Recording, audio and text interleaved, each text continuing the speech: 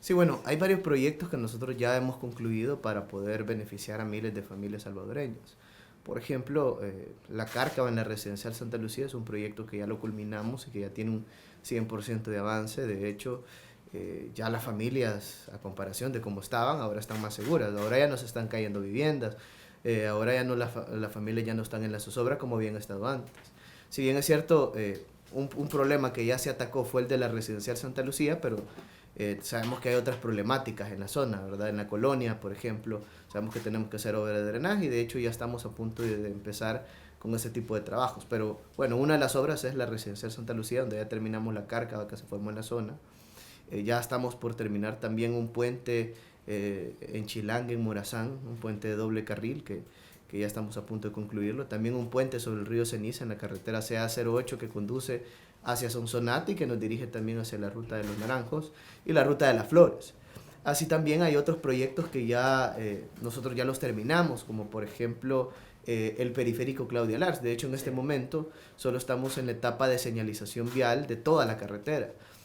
Incluso parte de la señalización horizontal y vertical ya llevan un 95% de avance de todo esto, ¿verdad? Básicamente lo que se está señalizando en este momento es la ciclorruta que van a tener estos 10.08 kilómetros de carretera que parten desde el desvío de Opico y llegan hasta el desvío de Zacacoyo.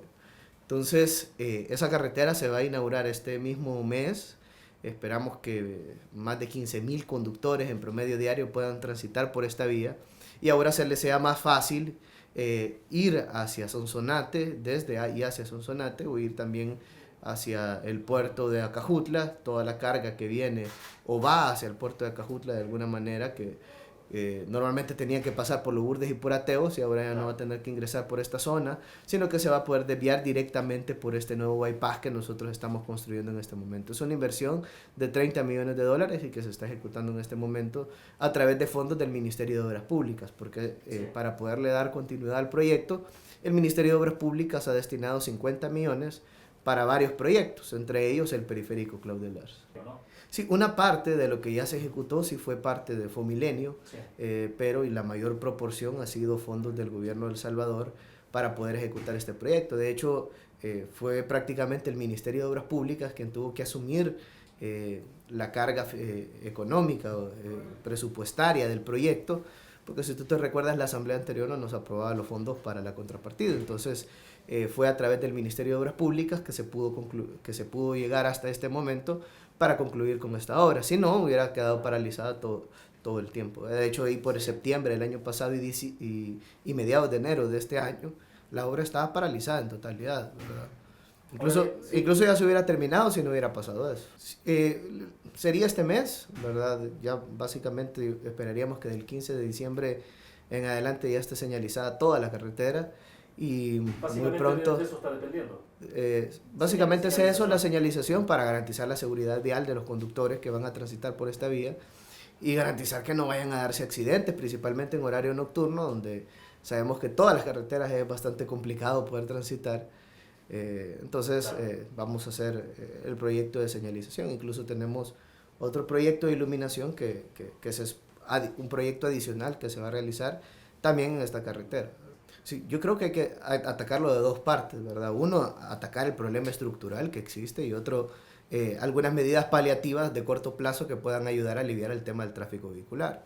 Por ejemplo, las medidas de corto plazo que nosotros estamos estableciendo es regular y mejorar todo el tema del sistema de transporte público. Obviamente esto a través de reformas de ley, por eso digo corto plazo, porque ya incluso se presentaron en la Asamblea Legislativa, están en etapa de discusión y luego de esta discusión pues esperamos que muy pronto esta nueva ley de tránsito y transporte terrestre sea aprobada por parte de la nueva Asamblea Legislativa para poder mejorar la calidad y el servicio en el transporte colectivo y poco a poco irlo modernizando.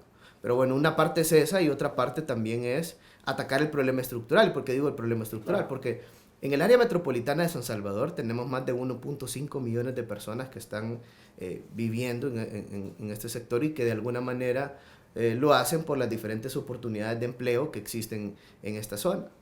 Y tenemos, por ejemplo, lugares en el oriente del país, en el occidente del país, que muchas familias tienen que viajar hacia el área metropolitana debido a la falta de oportunidades que ha existido históricamente en esas zonas. Entonces, esto ya incluso trasciende al Ministerio de Obras Públicas, lleva más parte de Economía, Ministerio de Hacienda, entre otras carteras de Estado, que tienen que intervenir para poder generar los polos de desarrollo que se necesitan tanto en el occidente como en el oriente del país, en la zona norte también. Obviamente hay proyectos del Ministerio de Obras Públicas que van a contribuir a esto, pero no en sí es todo, no el Ministerio de Obras Públicas es el todo, digamos, en ese sentido. Entonces hay que darles oportunidades a la gente, que la gente tenga oportunidades de empleo en Sonsonate, en Aguachapán, en Santa Ana, en La Unión, en Morazán, en San Miguel, en Chalatenango, etcétera, para que no necesariamente tengan que venir a San Salvador a realizar sus actividades de trabajo. Obviamente ese es un proceso más a mediano y largo plazo, ¿verdad?, de transformación, sí, que se tiene que seguir para poder descentralizar el área metropolitana. Eso por un lado. Por otro lado, tenemos que apostarle al transporte público. Todos los países de primer mundo, tú puedes ver Japón, Estados Unidos, etcétera, le han apostado a modernizar el transporte. ¿Y cómo lo han hecho? A través de nuevos sistemas de transporte masivo. Claro. ¿Verdad? Tú puedes ver sistemas ferroviarios, por ejemplo, donde las personas salen de su lugar de vivienda y se dirigen hacia un tren, hacia la capital, y en la capital se pueden mover a través de un sistema de metro. O incluso personas, por ejemplo, alguien en Estados Unidos puede ir a través de una bicicleta, llega hacia un lugar, se sube al sistema de metro y luego llega a su lugar de trabajo. ¿Y por qué se va en bicicleta? Porque sale mucho más rápido que irse en bicicleta. Además, lo complicado que sería estacionar el vehículo en la ciudad. Sí. Bueno, nosotros estamos de hecho en un estudio de factibilidad que se adjudicó a principios de este año.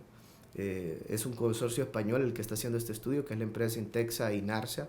Son dos empresas españolas que tienen experiencia en este tema, y ellos están haciendo los estudios de factibilidad del nuevo sistema de transporte masivo. De hecho, son 4 líneas las que se están estudiando. Una parte desde el sector de Ilopango, bueno, desde San Martín incluso hasta llegar a Las Delicias. ¿Sería poniente-occidente? Exacto. Oriente. Otro que parte desde Apopas hacia San Marcos, y otros que conectan la misma ciudad, es decir, conectar mexicanos, conectar algunos tramos de San Salvador, como sí, hacer tipo un anillo a través de un sistema de transporte masivo. ¿Cuál es la idea de esto? Pues la población, alguien que viene de Soyapango tiene que pasar 1 hora en tráfico vehicular, cuando en realidad deberían de ser 20 minutos lo que debería de pasar. O alguien que viene de Occidente tiene que pasar 1 hora y media en el tráfico en cerca de 15 kilómetros, cuando debería de ser 25 minutos aproximadamente. Entonces, la única forma en la cual nosotros podemos reducir la cantidad de vehículos que están circulando, alguien puede decir, bueno, pero entonces que unas placas salgan un día y que otras placas salgan otro día. Pues normalmente los países cuando aplican este tipo de medidas es porque ya tienen un sistema de transporte masivo, ¿verdad? Es decir, la gente, si bien es cierto, puede dejar su vehículo en su casa, pero se puede subir al sistema de metro y llega incluso mucho más rápido, es incluso mejor, ¿verdad?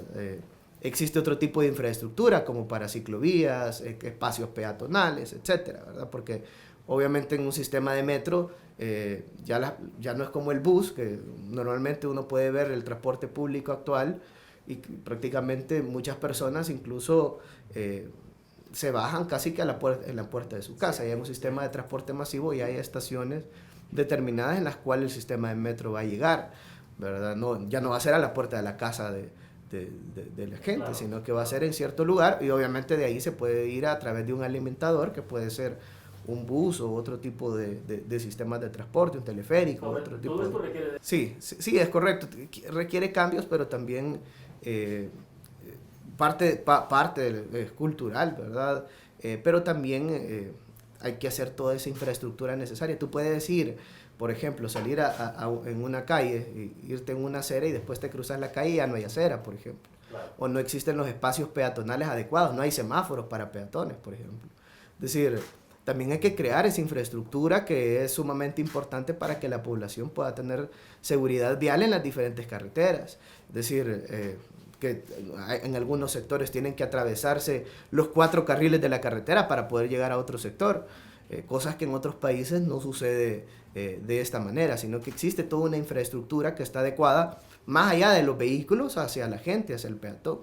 Entonces, nosotros estamos trabajando en todo este sistema, en todo este esquema que queremos construir para poder mejorar la movilidad en el área metropolitana de San Salvador a través de un nuevo sistema de transporte masivo. Pero no solo es el nuevo sistema de transporte masivo, sino que también hay que atacar el sistema de transporte público actual, que hay que modernizarlo, que hay que mejorarlo, que sabemos que se ha hecho muy poco, pero que a través, primero, en el corto plazo, a través de las reformas de ley, pues vamos a poder hacer un cambio sustancial. Cuando tú ya tengas revisiones técnicas vehiculares que se puedan hacer cada año, pues ahí se va a ver una mejoría notable en el sistema de transporte público. Cuando la edad de las unidades baje de 20 años a 15 años, que obviamente no va a ser de la noche a la mañana, porque cambiar 5 años prácticamente de una sola vez es más de 4.000 unidades de transporte público, prácticamente un tercio de las unidades de transporte que están circulando. Entonces serían varios millones de dólares. Sí, bueno, ahorita hemos presentado una reforma de ley donde hemos pedido varias cosas, ¿verdad? Lo primero que queremos implementar son revisiones técnicas vehiculares en el transporte público para poder garantizar que las unidades estén circulando en óptimas condiciones. En segundo lugar, ir reduciendo la edad de las unidades, es decir, tenemos unidades que ya tienen más de 20 años. ¿Por qué digo que tienen más de 20 años? A pesar que 20 años es la edad máxima permitida. Y es que siempre, todos los años, la Asamblea Legislativa aprobaba un año adicional a los años que ya se tenían. Muchas veces, como iban aprobando año con año, a veces ya tenía 21, después pasaba 22 años, después 23, después 24, después 25 años y no pasaba nada. Y la unidad chatarra o la unidad que estaba en pésimas condiciones seguía circulando y brindando el servicio a la población. Entonces, esas cosas son las que en este momento queremos evitar y queremos ir renovando poco a poco la flota vehicular del transporte colectivo a nivel nacional. ¿Y cómo lo vamos a hacer? Pues hemos tenido pláticas con los empresarios, ellos conocen la ley, incluso los diputados se han reunido con ellos. Si bien es cierto, no están a favor de todo, porque obviamente para ellos es un negocio, y media vez implique una mayor cantidad de costos, porque ellos ven costos, obviamente, el hecho de cambiar la flota, de ir mejorando la calidad del servicio, capacitando a los conductores del transporte público, entre otro tipo de cosas. Obviamente lo ven como un costo, pero dentro de un negocio que debería de ser de calidad y eficiente, porque es para la población y al final es público, pero es administrado por empresas privadas, pues debería tener la regulación necesaria y que de hecho en teoría, según el contrato de concesión, está establecido que tienen que garantizar todo esto, pero en la práctica uno puede ver que no es verdad. En la práctica podemos ver que las unidades no están circulando con las condiciones debidas. Asientos que no sirven, cuando uno revisa las unidades, incluso las llantas están deterioradas. Todo, bueno, alguien puede ir detrás de un bus y puede ver cómo van tirando humo en el camino, entre otro tipo de cosas. Entonces, hay que ir cambiando esto. ¿Y cómo lo vamos a hacer? Pues como menciono, revisiones técnicas vehiculares, le vamos a poner GPS también para garantizar que a la unidad que circula se le pague la compensación económica y a la que no, no se le pague. Si bien es cierto, lo podemos monitorear a través de inspectores de tránsito, pero tenemos cerca de 50 inspectores, es decir, contra más de 10.000 unidades. Es decir, para poder identificar qué unidad circula y qué unidad no circula, es mentira que se va a poder hacer con 50, ni con 1.000, ni con 2.000 inspectores de tránsito. La verdad, tendrían que ver todos los días en la circulación de una unidad o ir un inspector en cada unidad para ver si circula o no. Entonces, para eso mejor implementamos un sistema de GPS como lo tienen los países modernos y con esto poder garantizar que se esté dando el servicio como debe de ser, y además con esto podemos tener ahorros para invertirlo también en el transporte. Bueno, con respecto al periférico Claudia Lars, yo quiero hacer mención de una cosa principalmente, y es que nosotros desde el inicio sabíamos que había que hacer un paso de nivel, y no solo en el desvío de Opico. Obviamente es prioritario el desvío de Opico porque ahí tenemos todas las familias que vienen de Santa Ana, los que van a ingresar de Sonsonate, los que vienen de Quezaltepeque y los que vienen de San Salvador también, que se dirigen hacia el occidente del país. Tenemos una mayor cantidad de flujo vehicular que los que están en el desvío de Zacacoyo, por ejemplo, que ahí básicamente son las familias que van a Zacacoyo y que van hacia Lourdes principalmente. Entonces, pero también hay que hacer un paso de nivel, porque ahí lo que se está construyendo también, o lo que ya se construyó prácticamente es un redondel, tanto en Zacacoyo como en Opico. Lo que sucede es que en ese momento se habían asignado únicamente 30 millones de dólares de parte de los recursos que se iban a tener tanto de Fomilenio como la contrapartida del gobierno de El Salvador. Es más, de Fomilenio prácticamente era incluso menos de la mitad de lo que se tenía para el proyecto. Básicamente la mayor parte era la contrapartida que el gobierno del presidente iba a poner para poder ejecutar este proyecto. Sí. Lamentablemente nosotros llevábamos 50 millones de inversión pública para este año, para el año 2021, pero tuvimos que modificar ese presupuesto, es decir, garantizar que, si bien es cierto, ahí habían cárcavas o habían otro tipo de proyectos como los pasos a desnivel en el desvío de Pico, claro, desvío de Zacacoyo, pero tuvimos que modificarlo para poder aportar para los proyectos de Fomilenio, para los proyectos que se habían quedado sin recursos, que de hecho los habíamos paralizado a partir de septiembre del año pasado.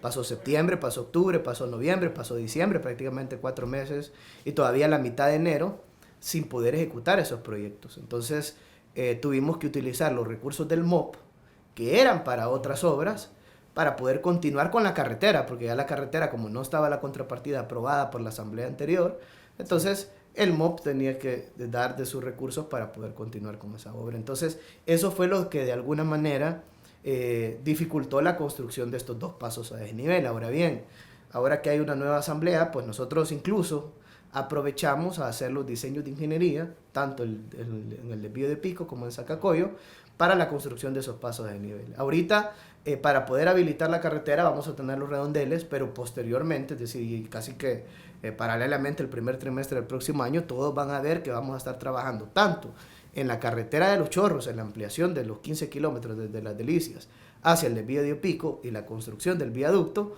como también en la construcción de un paso a desnivel en el desvío de Pico y en el desvío de Zacacoyo. Es decir, vamos a construir los 2 pasos a desnivel. ¿Viaducto sí comienza el otro año?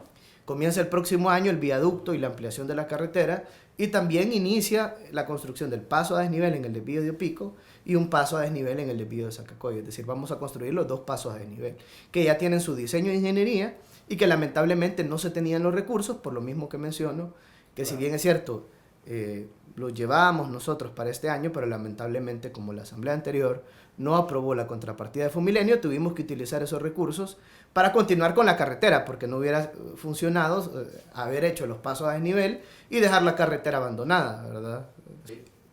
Sobre el sistema de transporte, sí, la verdad que hay que pasar a otra etapa moderna, como en otros países, ¿verdad? Incluso con tarjeta o con cobro electrónico, como tuvo que haber sido siempre, como está, por ejemplo, en todos los países que tienen sistemas de transporte público moderno, sistemas de metro, donde a través de una tarjeta electrónica se puede cobrar el pasaje. Lamentablemente en el país se trató de implementar y de la peor forma. ¿Por qué? Porque incluso a los transportistas le pusieron una comisión de más del 10% al principio. Después le bajaron a tener un 7% aproximadamente. Es decir, una comisión de un 7% o una comisión de un 10% solo por cobrar el pasaje, para recibir el dinero, porque al final quien cobra el pasaje era el transportista. Solo por recibir el dinero o la transacción cobraban este porcentaje que lo consideramos demasiado oneroso, demasiado caro, ¿verdad? Entonces obviamente los transportistas todos se pusieron en contra de este sistema de transporte, lo boicotearon y al final fracasó. ¿Por qué? Porque el gobierno anterior, lejos de ver este tipo de sistema o este mecanismo de cobro electrónico como una forma de innovar y de mejorar la calidad en el transporte público, lo vieron como un negocio, ¿verdad? Y como lo vieron como negocio, como vieron el C-Trams también como negocio, entonces lamentablemente no pudo funcionar este sistema de transporte y este sistema de cobro. Lo que sucede es lo siguiente, ¿verdad? Ahorita estamos haciendo un estudio de transporte masivo en el área metropolitana y de acuerdo a lo que nos arrojen estos estudios, pues nosotros vamos a definir cuál es el mejor mecanismo de sistema que requiere nuestro país. De hecho, la primera línea que nos van a entregar a finales de este año va a ser justamente el corredor desde el sector de Ilopango hasta Las Delicias. Ese es el primer corredor que vamos a tener ya los estudios de factibilidad terminados. El próximo año nos van a entregar el resto de corredores que se están estudiando. Pero de acá se va a determinar cuál es el sistema, si es un metro elevado, si es un metro subterráneo, si es un transvía, si es un BRT, o qué sistema es el que nuestro país necesita o requiere para poder mejorar la movilidad de todos. Por ejemplo, un sistema de metro podría tener un costo, solo de este trazo que estoy mencionando, de más de $1.300 millones. Obviamente es una inversión que alguien puede decir una inversión grande, pero bueno, ¿cuánto se invirtió en el Chaparral, verdad? Más de $700 millones. Con eso casi hubiéramos construido ya la primera línea de metro. o cuánto se ha invertido en corrupción, por ejemplo, ¿verdad? Bueno, eso no es inversión, eso es robo, pero cuánto se han robado en corrupción. Miles de millones de dólares. Si hubiéramos construido todas las líneas de metro y todavía hubiera sobrado dinero para modernizar el país. Entonces, dinero ha habido, lo que no ha existido en realidad han sido funcionarios que de verdad se preocupen por garantizar el bienestar de la gente. Entonces, estos estudios van caminando y de acuerdo a esto vamos a determinar. Ahora bien, si los estudios dicen que tenemos que hacer un metro elevado, pues vamos a tener que hacer ese tipo de infraestructura. Vamos a hacer al final la infraestructura que de verdad mejore las condiciones y la calidad de vida de la gente. Que la gente ya no pase 2 horas en el tráfico vehicular, sino que sean 20 minutos. Eso va a mejorar la calidad de vida, la productividad de las personas.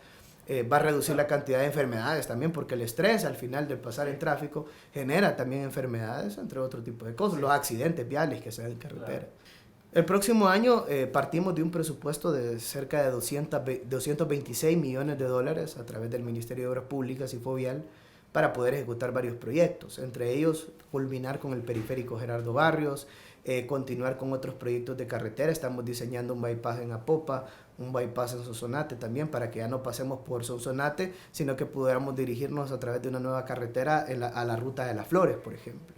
También estamos trabajando en cerca de 7 pasos a desnivel que se van a construir en el área metropolitana. Alguien puede decir, bueno, ¿y por qué van a construir pasos a desnivel si al final lo mejor es apostarle al transporte? Lo que sucede es que estos pasos a desnivel van a ser en las entradas y las salidas de la ciudad. Por ejemplo, el redondel Utila es el ingreso y salida de muchas familias que vienen de Santa Tecla o que vienen de San Salvador y van hacia carretera al Puerto de la Libertad o a las playas de la Libertad. Entonces, igual el Árbol de la Paz, Hermano Lejano, es todas las familias que vienen de San Marcos, Santo Tomás, etc. O el Boulevard Constitución, donde vamos a construir 4 pasos de desnivel, todos los que vienen de Apopa, Nejapa, Quesaltepeque, Guasapa, etc. Y tienen que pasar por esa ruta. Entonces vamos a construir pasos de desnivel en esa zona. De hecho, el del redondel Utila va a ser el primero que vamos a empezar a construir. Ya la empresa ya básicamente ha terminado el diseño y ya está a punto de iniciar con su maquinaria y equipo, y estamos viendo si iniciamos en el mes de enero debido a la congestión vehicular que pudiéramos generar si empezamos ya en este mes de diciembre. De hecho, el 15 de diciembre tendríamos proyectado meter maquinaria y equipo para la construcción de ese paso de nivel, pero no queremos complicar el tráfico vehicular. Pero no solo en el área metropolitana, sino que también, por ejemplo, en Santa Ana, estamos diseñando, de hecho, un paso de nivel en el redondel de en el sector de Unicaes y también en el sector de Metrocentro. De igual manera, en San Miguel vamos a construir 2 pasos de nivel solo en San Miguel, uno en el Triángulo y otro en el redondel Los Leones. También estamos construyendo, de hecho, ya uno en el sector de Quelepa, que este es el que da ingreso al periférico Gerardo Barrios, a una nueva carretera que se está construyendo. Y así también estamos priorizando otras obras, 3 muelles en las islas del Golfo de Fonseca, Punta Chiquirín, Zacatillo, Conchagüita, la pavimentación de varias rutas. Algunas van a llegar un poco más allá y otros se van a terminar en el mismo año. Por ejemplo, la construcción de los 3 muelles en las islas del Golfo de Fonseca esperamos que se termine en el próximo año. Y la pavimentación de varias calles, como por ejemplo la calle Antique Anchico, la calle Alnace Piedras Blancas, la calle de Monteca Polorós, la calle de Huaté Carambala, la calle de Tierra Blanca en Usulután, otra calle también en Jiquilisco, en el Zamorán, por ejemplo, vamos a pavimentar 4 kilómetros de una ruta importante de la zona. Entonces, esas calles esperamos terminarlas el próximo año, comenzarlas y terminarlas. Y así también otros proyectos que se van a estar ejecutando.